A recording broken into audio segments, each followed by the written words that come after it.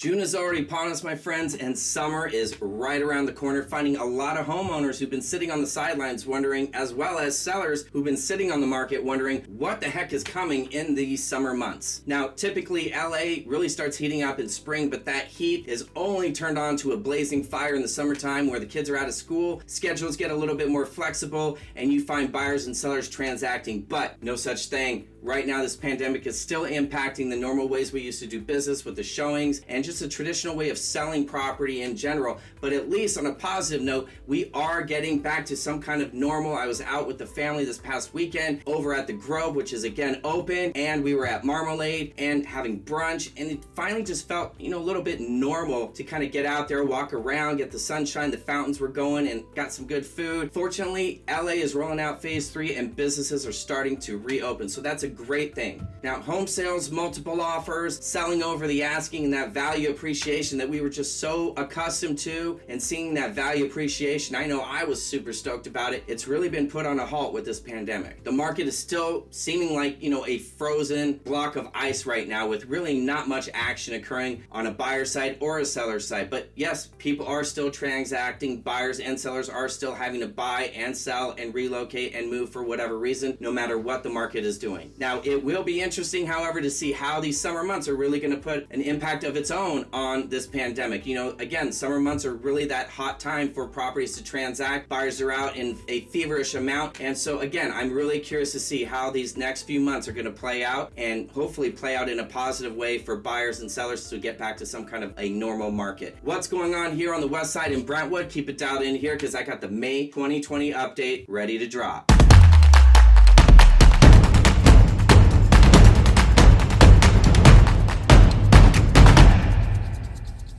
What's up, guys? I'm Eric Haas with eXp Realty in sunny Southern California on the west side of Los Angeles. Welcome to my channel. If you happen to be joining me for the first time, super stoked to have you with me today. If you haven't already, please, my friends, hit that like button, smash that subscription button, and leave a comment because I'm here to address any questions, comments, and concerns. And more importantly, it shows YouTube that you're liking the content that I'm putting out there, and it keeps me motivated to keep delivering value to you because I'm here to keep you dialed in, not only in how this pandemic is impacting our housing markets and our local lives, but also tips, tricks, and strategies you can be implementing to continue to be successful as a buyer, seller, or investor in this market or any market for that matter. The 180 change in the real estate market from just 1 year ago continues into May 2020 as the pandemic's impacts are still ever present, with supply steadily increasing in Brentwood by 15% since April 2020, with buyer demand completely non-existent, which has in return made sales completely drop off the map as well. Now, compared to 1 year ago, we were facing a completely different market where Brentwood was enjoying transactions, buyers and sellers were closing deals,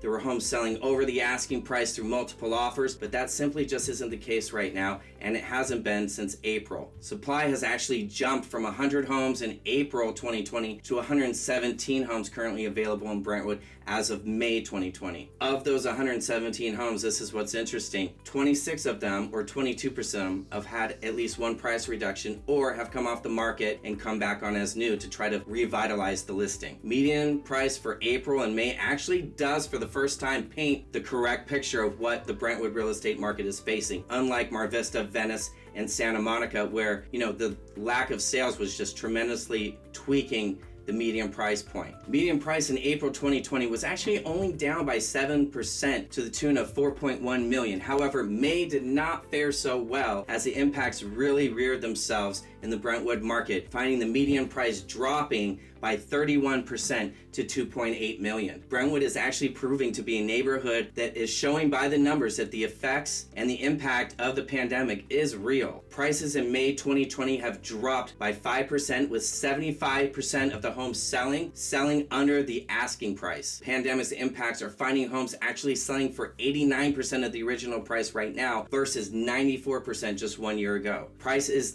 definitely becoming more and more of a factor as sellers are looking to sell and try to get out of this market with as much money as possible. To be honest, it doesn't matter what part of the west side you're in, price is the #1 way to get your home sold in this market or any market for that matter. While the prices are seeing a decrease, the current popular price ranges among buyers in Brentwood is under $2 million with 4 sales and over $3 million with 4 sales of the 12 total sales for May. My friends, make sure you hit that like button because I'm going to keep bringing these updates so you can have a great comparison moving forward to see how this pandemic has changed month to month. And every single month I'm going to be dropping these. And actually I got one more update coming, and it's going to talk about the new and newer construction that is, kind of a different market in itself and doesn't really placate to these numbers in some respects, but does. So I'm going to drop a video coming soon, discuss how the newer construction markets are being impacted by this pandemic. So keep it dialed in here, like, comment, subscribe. I got you covered, and I'll see you on the next one.